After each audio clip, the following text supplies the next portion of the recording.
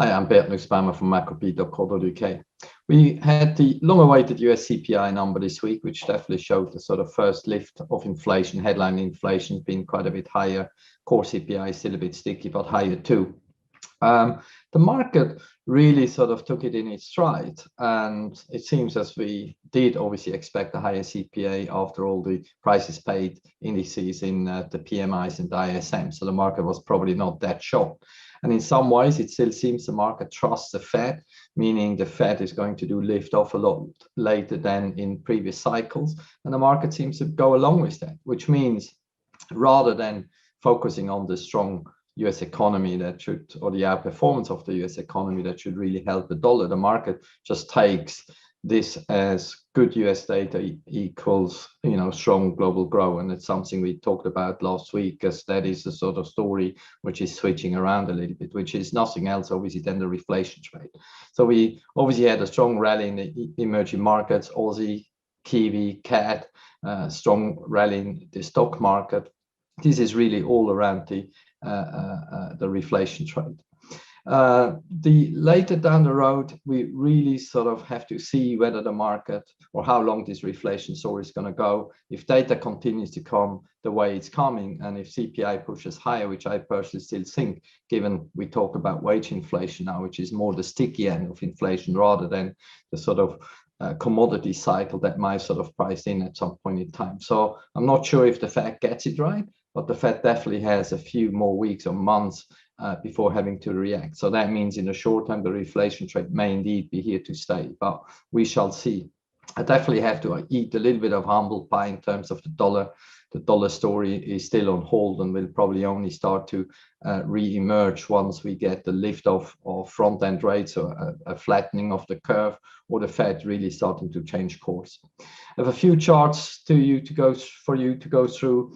Euro dollar, we looked at this last week, bounced back through the 200-day moving average, back above the 119.45.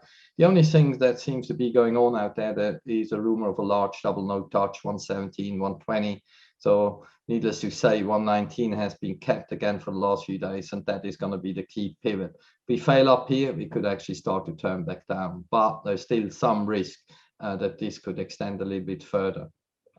The next chart, this is dollar rand. The reason I've chosen this one, we could as well have chosen any of the emerging markets. That obviously shows the other side of the reflation trade, dollar weakness, or we could really see rand strength. Dollar max looks the same. Some of the other EM obviously looks the same. We still have to wait and see if this is really just going to continue. We do have a bit of geopolitical risk out there. It's on a Friday. Maybe you don't really want to push the envelope here. And obviously, we have to keep an eye on the sort of Russia-Ukraine situation. All the sort of vibes out there are not that sort of friendly, but let's just pray that nothing bad is going to happen from there. The next chart, this is the dollar index, back below 91, 92.5, the sort of key pivot that we've been looking at for so many weeks and months. For now, as long as we hold 91.35, we might just survive.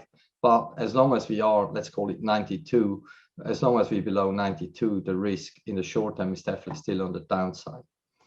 The next chart, this is gold. Gold has a really strong push higher with all the stories that's going on out there.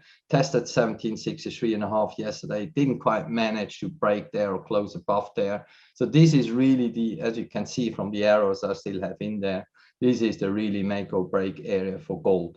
Failure here would risk another leg on the downside.